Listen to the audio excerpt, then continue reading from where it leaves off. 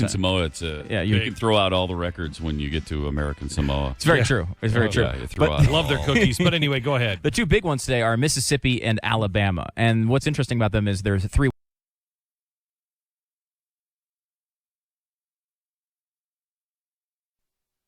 And in Alabama, Romney 31, Gingrich 30, Santorum 29. So, I mean, these things could go either way. Really, really tight. Of course, the big thing being, will Gingrich, if he loses these two states, finally drop out? Nope. But should. The other poll, by the way, we didn't include. Egomaniac. The thing Guy's an egomaniac. We didn't include on that CBS poll that had Romney down by 3, Santorum down by 4, was that Gingrich was down by 14 in the same poll. Same poll against Barack Obama. He has no Gingrich chance. minus 14. I mean, he would be a disaster. Running against Barack Obama, he would be an absolute disaster. My pick is Rick Santorum, but I tell you, I'm getting to the point where it's like, we gotta unite behind one of these guys, Santorum or Romney, and go. It is time to go. This is a machine. How much is are the unions saying they're going to throw behind this thing? $400 million. $400 million. Let's stop spending all of our money on the primaries. Let's get a guy. The thing that really should happen is Gingrich should drop out. Gingrich should drop out, and I think we should encourage Gingrich to drop out and have a real fair fight here between the two guys that can win. Mm-hmm. But Gingrich won't do it because he's an out-of-control egomaniac. And I don't know if he thinks that I don't know if... Well, if he loses both Mississippi and Alabama today, which is a real possibility. If he wins them both, does he have the numbers to be able to pull off? It's still pretty much impossible. No, but still, he can at least make the argument I'm winning southern states. If he loses these, I mean, what argument does he have? I won my home state and the one next to it? That's all he's got. I saw Mitt Romney this weekend. I went to church in Florida. He happened to be in the same town. I didn't know it. I'm speaking. And he's sitting there. I almost said something about Romney. I'm glad I didn't. But he's. I mean, it did occur to me, and I thought, no, I shouldn't do that. Anyway, he was sitting there. It was the room dropped about 25 degrees when he said hello. Really? He wasn't incredibly warm? He wasn't incredibly warm. Inviting? No, he wasn't. No. Huh. Which means to me he's going to be the next president because every president hates us. No, the next president's going to like us a lot. Rick Santorum is on the phone now. Hello, Rick. How are you? Yes, the next president will like you a lot. Oh, thank you very much. Okay, Rick. Let's cut right down to it. What do you have to do to win? Show me the path to your victory. Well, it's really interesting. If we can do well in Alabama and Mississippi in particular. I think this race clearly solidifies into a two-person race. But I think you were mentioning earlier, even if it doesn't, Congressman Gingrich has really shown no ability to be able to get votes outside of, in and around the state of Georgia, and that's really not those primaries are all over. All the states that border Georgia are now, as of today, will have had their primaries. The Deep South, with the exception of Louisiana, which we'll be at tonight. We'll be in Lafayette tonight. We think we're going to do exceptionally well in Louisiana. And we're now going to go into states that are much more on, we've done very well. Illinois is next. The polls there are showing Romney and I running a dead heat race with Gingrich about 20 points behind the two of us. And whether he does well or not, I don't think it's going to matter much. I mean, he's just not attracting votes anywhere else. And it'd be great if he'd get out of the race, because clearly the vast majority of the votes that he is taking are coming from me. Why do you suppose he's doing this? The only thing I can think of is he wants a brokered convention. Yes, I think that's it. Right. Why? Why would he want a brokered convention? Well, because he thinks he can win a brokered convention. That's crazy. He is right in this respect. The delegates who are being elected, most you see all this math that Romney has. It's phony math. So many of the delegates that are elected are not committed delegates. They're not officially bound. There's super delegates that are going to be, that some of whom may say they're for him right now, but that doesn't mean they're going to be for him after he loses, the majority of the elections between now and Election Day and the primaries. If we continue to do what I think we're going to do, which is, as we did in Kansas, we, in states And nobody really talked about that you won Kansas. We won Kansas with 51% by a of lot. the vote. Yeah, I by mean, a lot. we smoked everybody there. And again, it's the conservative states. We're doing well. Where we have an opportunity to go out there and make our case in both caucuses and remind everybody there's still a ton of caucuses left. These caucuses, we have no idea really. We did very well in Kansas. There's a very good chance, in Iowa, for example, we had a caucus there a while back, but there's a good chance we'll get about 80% of the delegates. Maybe even 90% of the delegates out of the state of Iowa, even though we only got a bare majority of the straw poll vote. Those are presidential preference polls that are not directly tied to delegate selection. We went out and worked all of these caucuses and have done a fabulous job of getting delegates elected.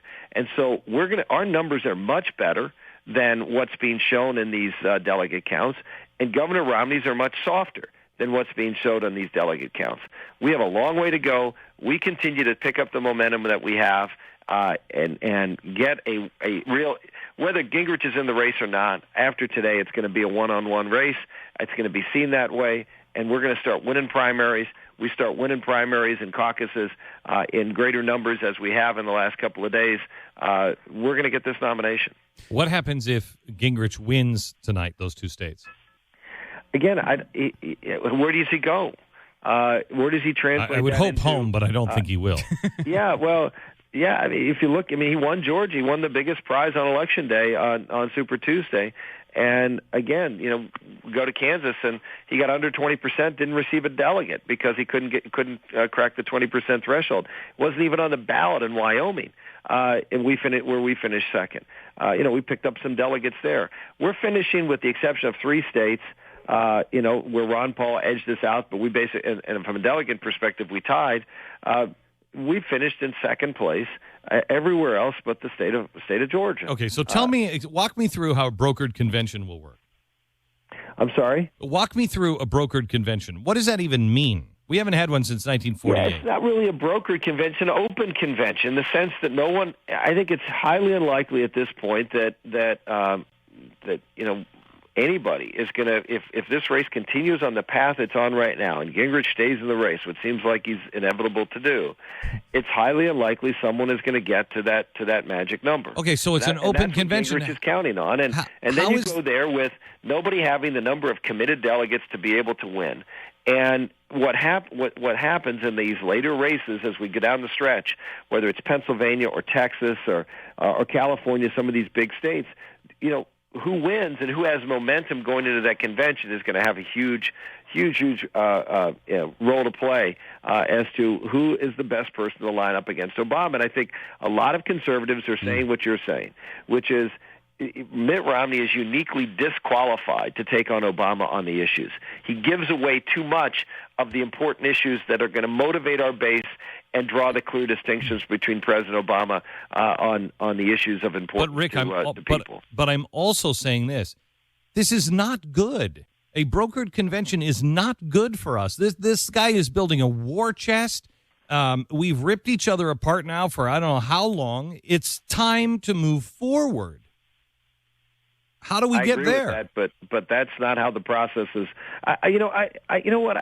I'm not going to agree with that, Glenn. I mean, it's time to move forward. Sure, I'd like everybody to drop out of the race and support me, but if we put up a candidate who is uniquely disqualified to take President Obama on the biggest issues of the day, moving forward is moving backwards. We've got to nominate a conservative. We don't nominate a conservative, we're not going to win this election.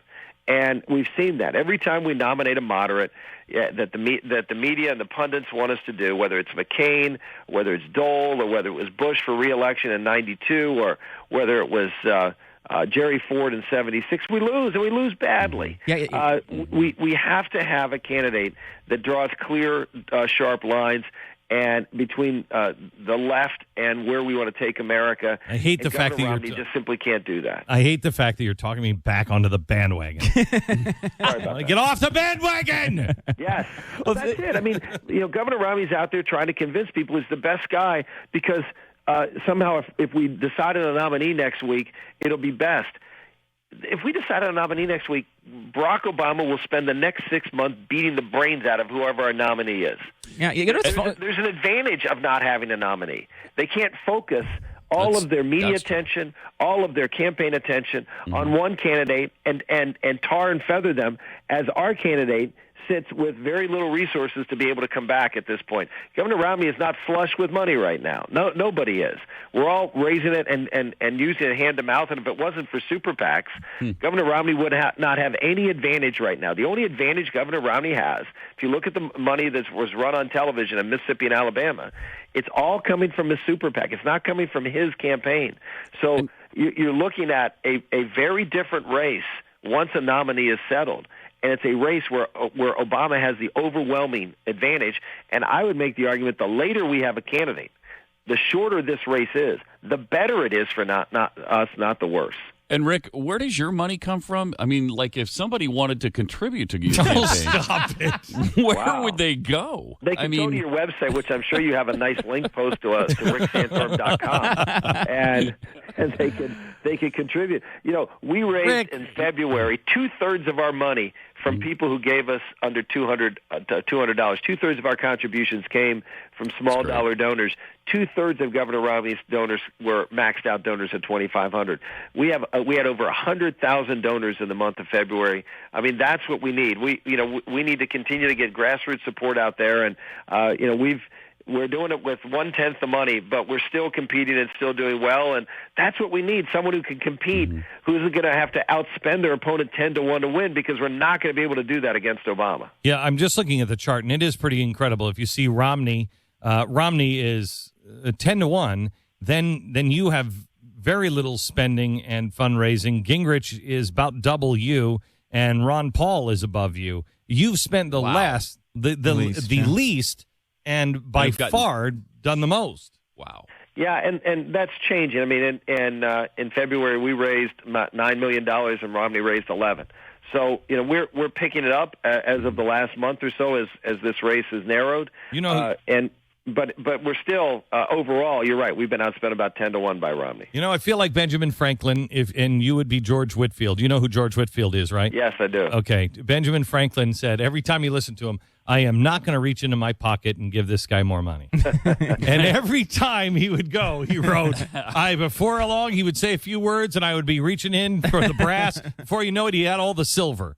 And I got on the phone today, and I'm like, okay, we're going to end this. And now I'm back on the stupid bandwagon. There you go. All right. Look, you got this idea of inevitability. If it was inevitable, why? No, I don't say it's inevitable, but I don't say it's inevitable, but you've convinced me that it might actually be to our advantage to keep this process going. And you're absolutely right. Every time we get somebody who is a weenie liberal in there, like a Bob Dole or a John McCain, we always lose.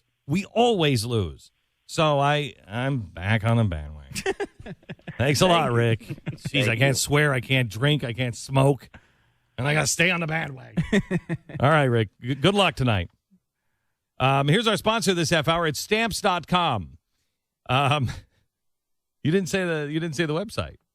I got it in earlier. Yeah. Oh, did you? What, at ricksantorum.com? Post office is a hassle. Limited hours. I meant Stamps.com.